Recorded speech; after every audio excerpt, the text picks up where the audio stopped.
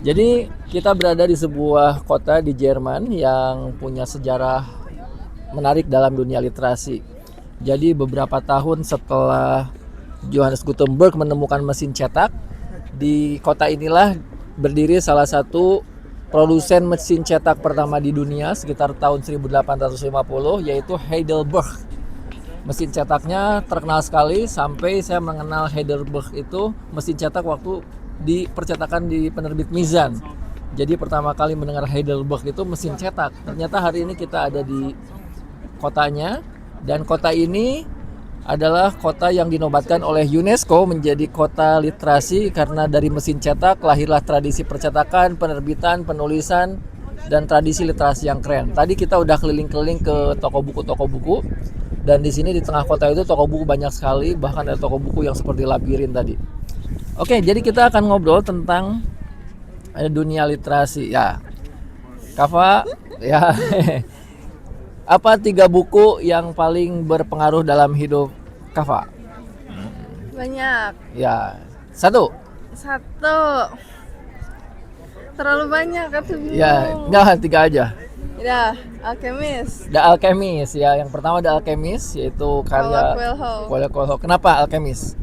Karena udah lupa sebenarnya isi ceritanya, tapi bacanya waktu masih SMP. Jadi itu tentang perjalanan seseorang yang awalnya penggembala domba, dan perjalanan dia tuh ajaib banget sampai dia mempelajari banyak hal saat dia melakukan suatu perjalanan. Lupa ceritanya tapi bagus.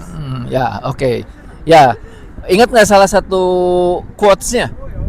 Oh iya, tahu, ingat. Quotes paling jelek dari The Alchemist apa? If you want something, the whole universe will Conspire to achieve ya, it. to help you, ya. To achieve it, ya. Ya, jadi salah satu quotes paling terkenal dari The Alchemist adalah ketika kamu menginginkan sesuatu, maka alam semesta, yaitu Tuhan dengan berbagai sistemnya, akan berkonspirasi untuk mendukung kita. Nah, buku kedua apa? Buku kedua, buku yang untuk kecil aja semuanya. Ya. Little Prince. Little Prince, ya. Little Prince karya Anthony Exupéry, ya. Iya. Dan kemarin kita baru ke Prancis untuk menapak tilas di karya Little Prince, dan kita udah nemukan merchandise Little Prince-nya. Kenapa Little Prince dan apa yang paling berkesan dari Little Prince? Karena dibacainnya juga waktu kecil, dan waktu udah besar dibacain lagi. Ya, baca sendiri banyak pesan-pesan yang itu tuh masih relevan sampai saat ini. Contohnya waktu semakin dewasa, gimana kita tuh tetap harus merawat jiwa-jiwa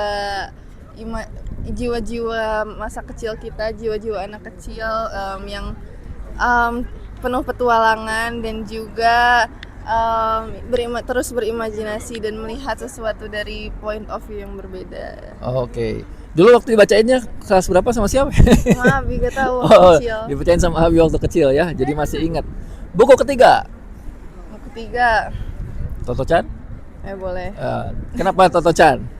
Toto-chan karena Toto-channya lucu, terus cerita dia unik, dan cara dia belajar juga nggak monoton, dan ya seru pokoknya. Nah, Kava pernah mengalami nggak di sekolah yang mirip Toto-chan di mana? Apa? Kenapa ada apa? Ya, sekolah yang mirip Toto-chan. Ya, Bima. Ya nggak apa-apa tuh promosinya. Ya. Iya, PWA. Oh, PWA, ya mirip Toto-chan. Oh, Ya.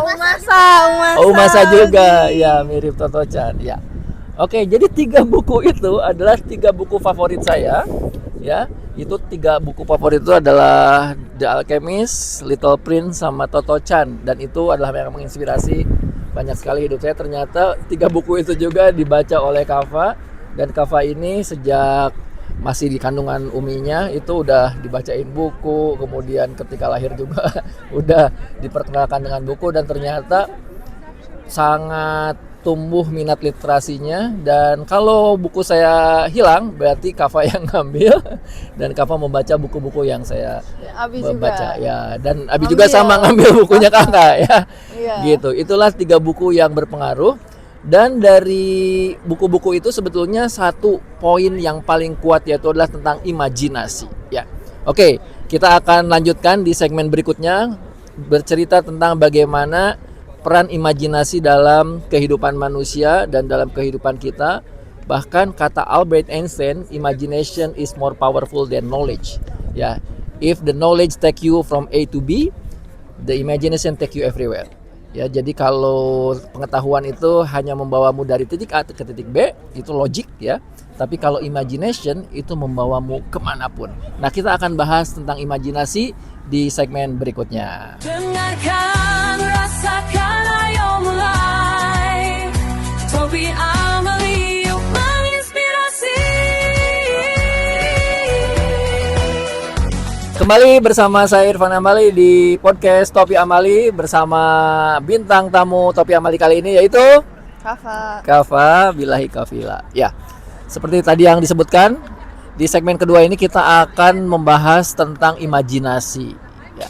Kenapa imajinasi? Karena 3 buku yang diceritakan tadi itu adalah semuanya bicara tentang imajinasi. Ya. Dan kalau dulu kita suka dianggap bahwa berimajinasi itu menghayal ya. Padahal imajinasi itu sebenarnya bukan hayalan. Imajinasi itu adalah satu idea ya, satu idea yang itu ada semacam server ya. Dan dalam tradisi Islam, Ibnu Arabi misalnya mengatakan bahwa imajinasi itu al-alamul khayal. Al-alamul khayal itu seperti sebuah server yang Allah sudah ciptakan. Jadi ketika kita punya cita-cita, punya bayangan, itu sebetulnya bukan menciptakan sesuatu hayalan, tetapi hanya mengakses sesuatu yang sudah ada. Dan hampir semua penemuan-penemuan di dunia ini awalnya adalah dari imajinasi. Dulu belum ada pesawat terbang, tapi Abbas Ibnu Firnas sudah punya bayangan, imajinasi bahwa manusia bisa terbang. Sehingga imajinasi itu dari generasi ke generasi terus diupayakan sehingga menjadi kenyataan. Wright bersaudara akhirnya menemukan pesawat terbang pertama. Jadi hampir segala sesuatu itu diciptakan 2 kali, pertama dalam imajinasi, yang kedua dalam kenyataan. Bahkan Albert Einstein menemukan teori EMC kuadrat itu bukan ketika ngotret rumus-rumus fisika yang rumit, tetapi itu sebetulnya dia sedang main biola ya, terus tiba-tiba pikirannya rileks sekali dalam kondisi alfa, bahkan mungkin theta. Ya. Siapa Albert Einstein? Iya, Albert Einstein. Enggak, katanya lagi berenang, gitu lagi berenang. Ya, macam-macam. Oh, bukan itu mah bukan itu. Bukan. Ya, bukan itu mah Eureka mah itu mah Archimedes. Nah, Archimedes pun sama. Archimedes juga menemukan teori Archimedes itu adalah ketika berendam di bathtub ya, kemudian airnya tumpah, kemudian Eureka. Hampir semua penemuan-penemuan hebat itu ditemukan dalam kondisi rileks ketika mencapai imajinasi ya, flow ya. Nah, sekarang kita ngobrol dengan Kafa. Kafa juga adalah seorang yang sangat imajinatif baik dalam bacaan maupun berkarya ya. Kalau Kafa sendiri proses imajinasi ya, kalau menggambar atau menulis atau membaca, gimana proses berimajinasinya, Kakak? Pertama sebenarnya macam-macam, tergantung karena setiap orang juga mungkin punya caranya masing-masing. Cuman kalau aku sendiri mungkin pertama cari momen yang tepat. Maksudnya itu datang kadang tiba-tiba juga. Kalau misalnya yang tiba-tiba kayak momen Eureka itu kadang muncul kapan aja, lagi jalan atau lagi tiduran atau lagi santai. Dan kadang kalau lagi santai itu kan hidayah, inspirasi tiba-tiba muncul. Yeah. Nah, itu biasanya aku langsung proses.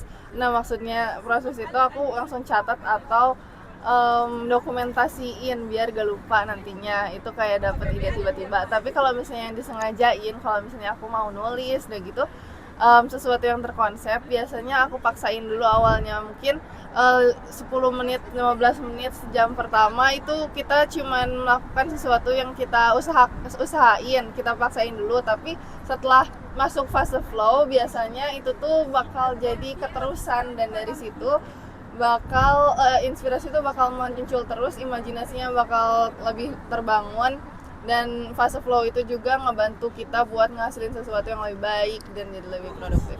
Oke. Nah, ini menarik sekali. Jadi fase flow itulah ya, flow state ya, adalah ketika kita energi kita, frekuensi kita sudah sampai satu energi yang masuk ke server imajinasi. Dan tapi Kava bener nggak, banyak orang yang sulit masuk flow ini, kemudian katanya nunggu ilham tapi nggak datang-datang ilhamnya ya, akhirnya Ilhamnya lagi jualan. akhirnya Bubur. writer blocks, akhirnya udahlah nggak nulis gitu. Itu gimana mensiasatinya? Jadi apakah benar ditunggu atau harus dicari, digali gitu? Dicari, digali, dikolaborasiin sih. Mungkin kita cari lingkungan yang tepat pertama, lingkungan yang emang mendukung, lingkungan yang mungkin kalau misalnya kita butuhnya lingkungan yang tenang buat mencari inspirasi, ya cari tempat yang tenang. Kalau misalnya ada orang-orang juga yang mungkin kalau di city misalnya kita work from cafe, itu tuh nanti jadi kan walaupun banyak orang nggak tenang, tapi banyak yang kejadian-kejadian yang mungkin tiba-tiba datang, terus tiba-tiba kita lihat dan bisa diolah jadi yang baru, sesuatu yang baru gitu. Terus tapi itu juga harus dibiasain lagi. Jadi itu tuh kan latihan. Kalau misalnya mau lebih baik, mau berkembang, ya itu sesuatu yang harus dikembangin dengan latihan gitu. Betul. Jadi imajinasi juga itu ada frekuensi yang harus kita masuk sana, dan frekuensi itu tidak lepas dari energi dan vibrasi ya. Energi, vibrasi itu juga tidak lepas dari kondisi ya. Misalnya katanya nih Kakak, Goethe itu salah satu penyair Jerman terhebat, salah satunya dia terinspirasi oleh kota Heidelberg juga, karena kota Heidelberg ini dianggap sangat suportif untuk ekosistem literasi dan filsafat. Ada beberapa nama filosof Jerman yang terinspirasi oleh Heidelberg sendiri. Dan Kakak juga hari ini mengajak Abi sama Omi ke Heidelberg karena katanya keren banget. Kalau Kakak sendiri, kota-kota atau tempat-tempat yang itu adalah ekosistem buat menumbuhkan imajinasi yang keren, itu kota apa saja? Paris. Kenapa Paris? Sebenarnya awalnya tuh first impressionnya jelek banget. Tapi kan itu udah terkenal sama City of Love lah dan film-film.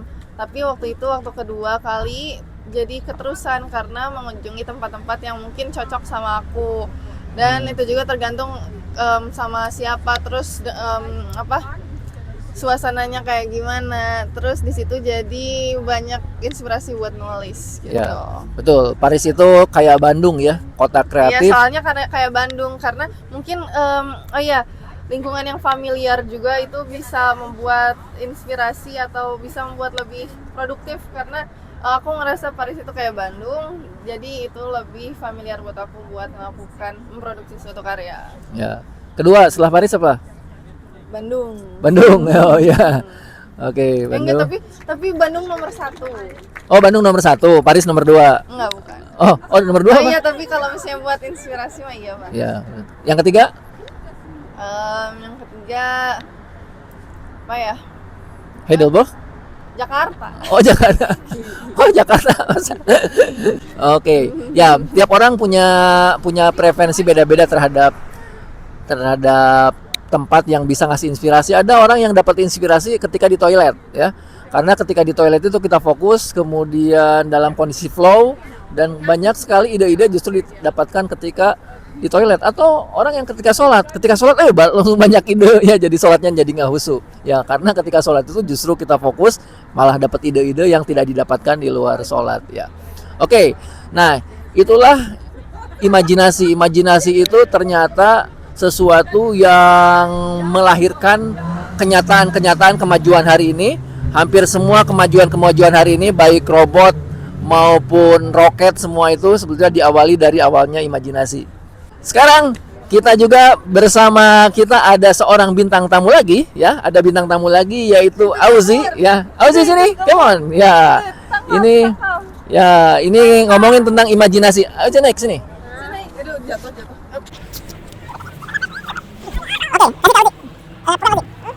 Jadi kalau Auzi, imajinasi apa yang Auzi punya yang sesuatu yang wow banget ya?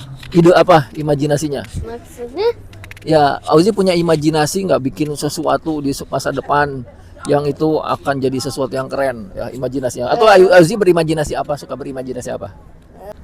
cuma pengen jadi animator. Oh, pengen animator. Nah, Auzi biasanya dapat imajinasi untuk bikin animasi dari film-film apa? Yang paling imajinatif? Animasiin di YouTube. Ghibli. Kalau Iya, Ghibli. Nah, dari film Ghibli apa yang menurut Auzi paling idenya paling imajinatif banget? Yang mana yang paling berkesan? Apa? Yang paling berkesan dari film-film Ghibli, film yang mana?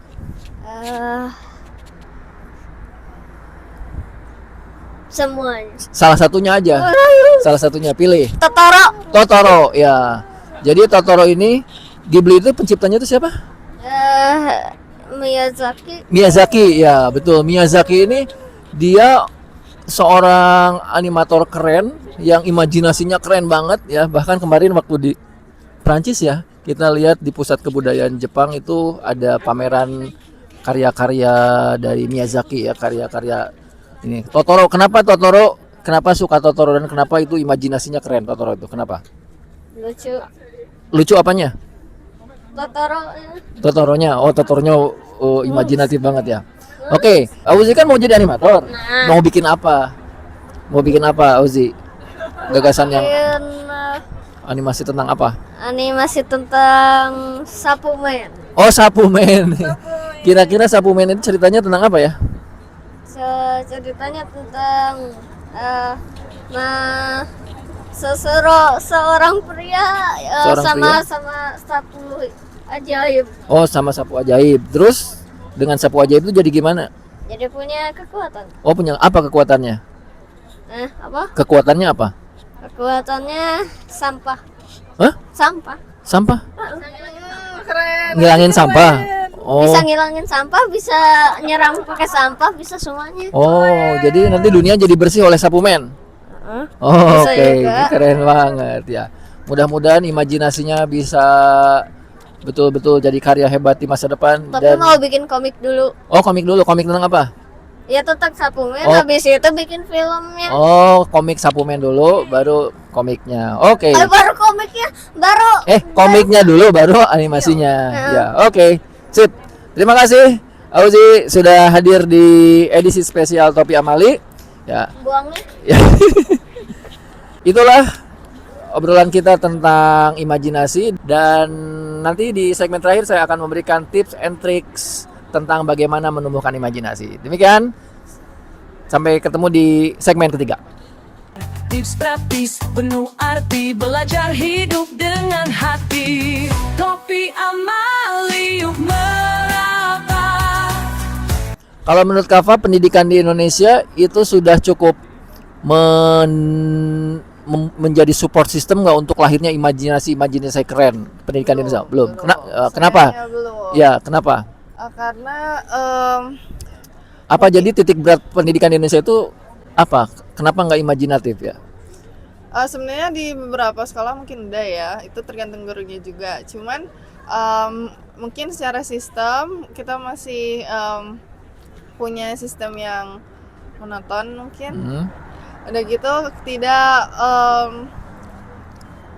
tidak melatih anak-anak untuk belajar dengan imajinatif. Mungkin ada yang namanya experiment based learning gitu. Eksperimen based learning ya. Ya, udah gitu mungkin anak-anak juga perlu belajar dengan pengalaman dan juga bereksperimen. Jadi mereka tahu kalau misalnya ada suatu kesalahan dari dari percobaan-percobaan yang mereka lakukan sendiri. Jadi pesan-pesannya tuh mereka bakal ingat dan mungkin mereka bakal mencoba sesuatu yang baru, bisa menghasilkan suatu inovasi dari apa yang mereka pelajari sendiri, bukan cuma dari teori yang udah ada, tapi dari yang mereka lihat Ya. Oke, jadi menurut Kava bahwa pendidikan Indonesia belum mendukung proses imajinasi karena terlalu banyak instruction, kemudian pelajaran-pelajaran yang kaku, kurang ada ruang-ruang untuk berimajinasi. Tapi Kafa sendiri mendapatkan kemampuan imajinasi ini di luar bangku sekolah berarti?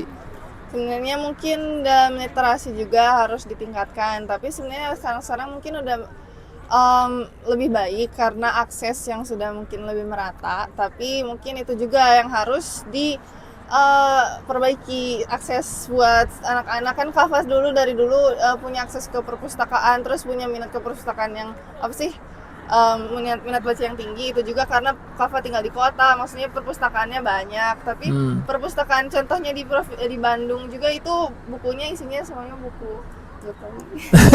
Buku-buku nggak jelas. Iya udah gitu. Iya, itu di perpustakaan Bandung Kabupaten Bandung Provinsi Bandung. Iya. Jadi kurang menarik dan itu juga literasi juga sesuatu yang sangat penting dan jadi itu berpengaruh banget ke Kafa, ke aku. Dan kalau misalnya itu dibuat lebih menarik, pasti orang-orang juga lebih